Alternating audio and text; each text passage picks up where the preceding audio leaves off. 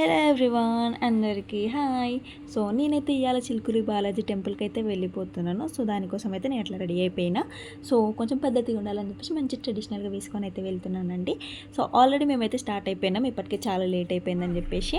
మీలో ఎంతమంది ఒక టైం అనుకుంటే ఇంకో టైంకి అయితే రీచ్ అయిపోతారో నాకైతే కమెంట్ సెక్షన్లో కమెంట్ చేసేయండి. ఎందుకంటే మేము ఎప్పుడు కూడా ఏ ఒక టైం అనుకుంటే ఇంకో టైంకి అయితే వెళ్ళిపోతాం టెంపుల్కి అయితే. ఇక ఎట్లనో అట్లాగా మేమైతే టైంకి అయితే రీచ్ అయిపోయినాము. అట్లీస్ట్ 12 వరకు అయితే వచ్చేసినాము.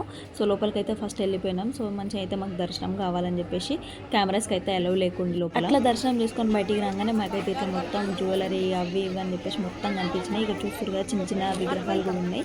సో జ్యువెలరీ కలెక్షన్కి వస్తే చాలా అంటే చాలా బాగుంది.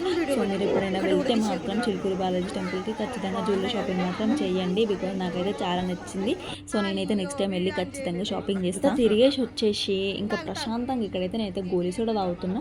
అదేందో కానీ ఎక్కడ తిరిగినా ఏం చేసినా మనకి లోపల మాత్రం ఇట్లాంటివి ఏమైనా పడకపోతే ఎనర్జీ రాదన్నట్టుగానే ఉంటుంది కదా. అదేందో ఏమో కానీ నాకు ఇట్లాంటి ప్లేసెస్కి వెళ్తే మాత్రం బొమ్మలు కొనుక్కోవాలని చాలా పిచ్చి ఉంటుంది. ఎక్కడికి వెళ్ళినా సరే ఏదన్నా ఒక బొమ్మ అయితే ఖచ్చితంగా కొనుక్కొని వస్తా.